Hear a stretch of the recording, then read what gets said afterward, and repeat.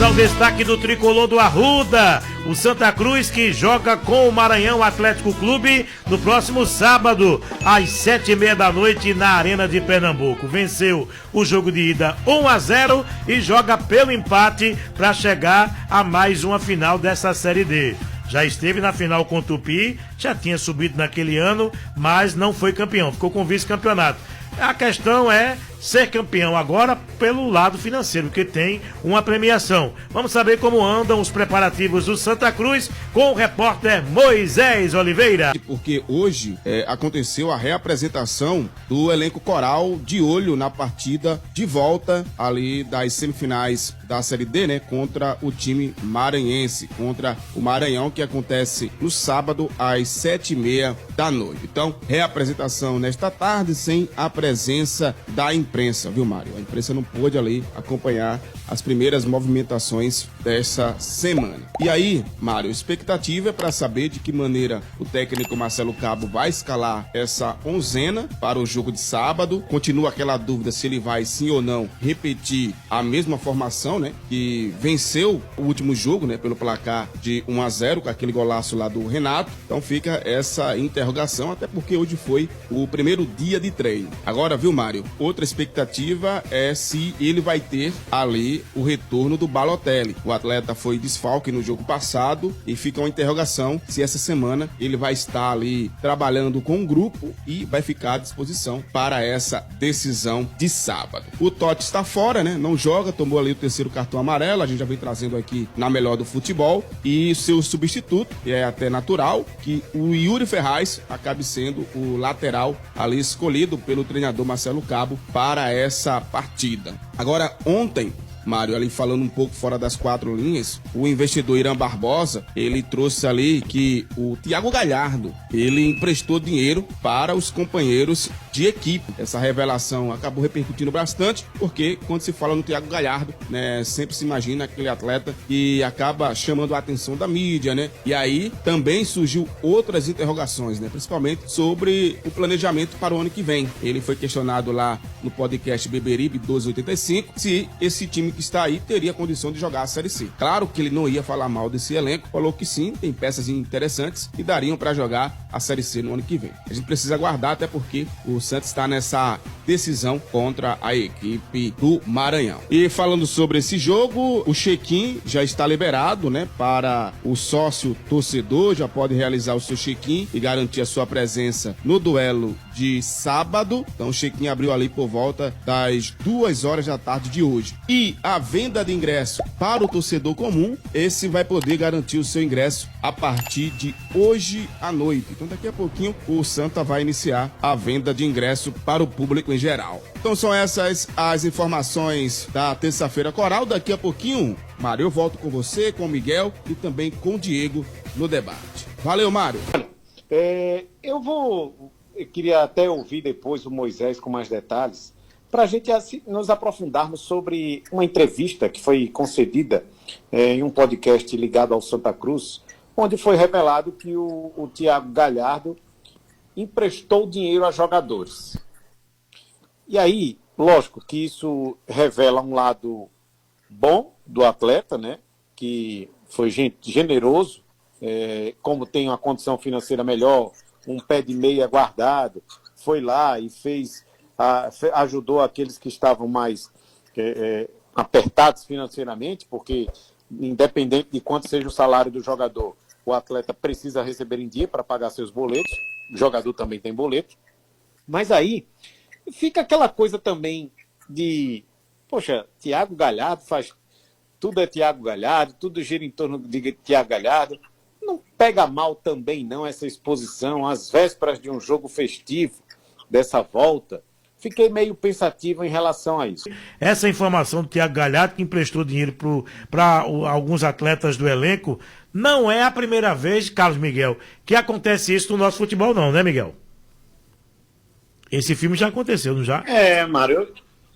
Não, que já aconteceu, acho que todo ano acontecia isso com o Santa Cruz, de alguém emprestar dinheiro aos jogadores, os jogadores comprarem cesta básica para os funcionários, O que não é nenhum demérito, não é nenhum pecado, né? É a necessidade, logicamente, um gesto de solidariedade. É bom que fique claro. Agora, não sei até que ponto essa exposição de dizer que Thiago Galhardo bancou aí, emprestou dinheiro aos jogadores. Parece que os caras, eu sou aqui sou o rei do pedaço, tenho o maior salário, sou o dono da bola, vocês estão aqui e eu vou ajudar vocês quando eu quiser ou quando eu puder. Lógico que quero não pensar que isso tenha passado na cabeça de algum torcedor, sendo aqui o advogado do diabo, né? Mas acho que pega mal, acho que é muita exposição para o grupo, né?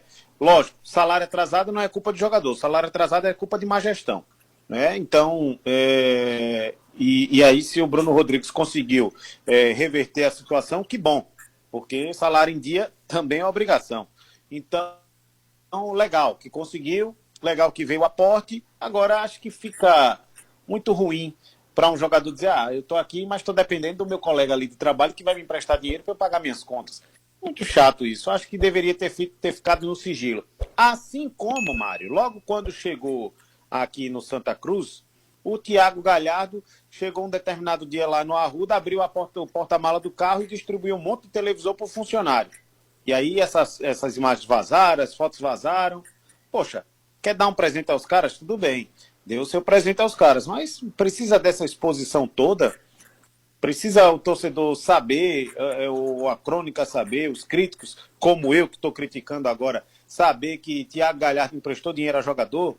Numa situação dessa que o Santa lutou até o fim para conquistar esse acesso, né? Às vésperas desse jogo que aí a gente tem que celebrar o acesso do Santa Cruz, acho que isso poderia ter sido evitado. Não sei se eu estou sendo meio chato com essa história.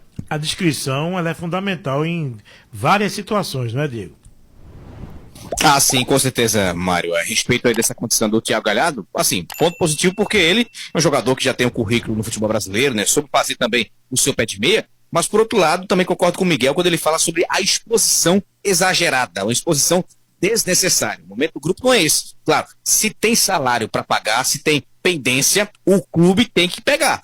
O clube tem que pegar essa condição e pagar o quanto antes. Porque salário atrasado, folha atrasada, isso é sinal de problema. Já pensaram, já imaginaram, se essa situação estivesse acontecendo, estivesse sendo exposta em um momento de decisão, em um momento que valesse o acesso de fato, iria pegar muito mal, com toda certeza. Claro, o Santa Cruz veio o seu papel, venceu o Maranhão por 1-0 fora de casa, tem a vantagem do empate aqui na Arena, a expectativa é muito boa para que o Santa consiga a vaga para a final, mas a semana tem que ser de blindagem, a semana tem que ser de concentração máxima para o confronto. O Santa pode muito bem vencer novamente a equipe do Maranhão, então o foco principal não é ficar anunciando que está ajudando o jogador. Se está ajudando, ótimo. Isso mostra também o lado altruísta do jogador, o altruísta do ser humano. Mas essa condição acaba expondo o momento do clube e ao mesmo tempo expondo o grupo. Então não é motivo assim para você ficar divulgando por aí. Tudo bem, vai resolver, está resolvendo, já resolveu, ótimo. Ponto para o clube e o elenco fica mais focado, fica mais fechado. Mas uma condição assim, eu vejo que não ajuda em absolutamente nada quanto ao desempenho da equipe. E qual a sua opinião, Moisés? É porque esse fato trazido pelo Irã no podcast, né, ontem, ele citou uma situação que ocorreu naquele momento, né? A gente lembra que o Santa teve esse atraso, teve aquele primeiro atraso que foi antes de iniciar a Série D, antes daquele jogo contra a equipe do 13, e teve esse atraso ali naquele momento mais intenso, né? De mais que a torcida começou a cobrar muito. Da oscilação do Santa no segundo turno, da cobrança ali nos vestiários, e teve esse atraso, inclusive o próprio presidente acabou falando que esse atraso tenha sido ali uma questão mais de fluxo de caixa, né?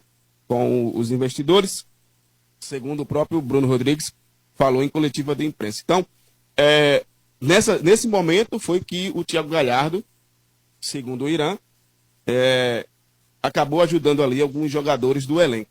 Mas não foi agora, né? Até agora o salário está em dia. Foi antes. Foi no começo, agora, né? Isso. Agora, sim, de qualquer maneira, até o Irã falou assim, né? eu não sei se eu poderia falar sobre isso. Mas como ele soltou, acabou repercutindo, até porque estamos falando do Irã Barbosa, que é um dos investidores da SAF do Santa Cruz, e hoje é o que mais na entrevista. Então, a partir do momento que ele falou sobre esse assunto, repercutiu muito, é verdade, é fato, isso aconteceu. Esperar que não volte a ser isso não volte a acontecer no grupo, né? Pelo jeito está muito bem alinhado a questão de salário, inclusive o bicho que foi prometido foi pago, né? O bicho do acesso também está sendo pago, enfim, assim, foi no começo. Mas, de qualquer maneira, o Thiago, quando chegou no Santa, é como o Miguel falou, né? Ele deu aqueles televisores, chamou muito a atenção, né? Chegou lá, abriu lá. Se você quer fazer uma coisa, precisa fazer na calada. Dá o televisor, não precisa tirar foto. Pelo menos eu vejo assim. E a questão do salário, não foi nem o Thiago que falou, tá? Foi o Irã que falou ontem. Depois ele até voltou atrás, mas quando você abre a boca em um podcast, o corte fica para sempre, né? Aí já era, amigo. Aí já era, não tem que voltar atrás. E aí ele deu continuidade ao que ele estava falando. Mas assim, isso aconteceu, mas não foi agora. Então aí, Miguel, menos mal, porque não foi o Thiago que falou, né? Foi o Irã que acabou falando isso aí no podcast. É cedo ainda ou a gente já pode mais ou menos fazer um cronograma de quem deve ficar nesse elenco do Santa para a próxima temporada? Porque a gente fala muito da Série C, mas a gente tem que lembrar que antes tem o campeonato estadual, né? E aí, o que é que a gente pode falar? Diego, você acha que é cedo ou já dá para ter uma ideia de quem deve seguir para a próxima temporada, Diego? Olha, Mário, 2 jogadores já acertaram renovação de contrato, né? O Roquende tem contrato até o ano que vem. Sim. E o Balotelli também. Agora, sobre jogadores que devem e não devem continuar, eu já posso citar alguns, já posso falar alguns. Por exemplo, Eurico, um zagueiro que pode continuar no clube. Outro nome, Gabriel Galhardo, é um volante que pode continuar no clube.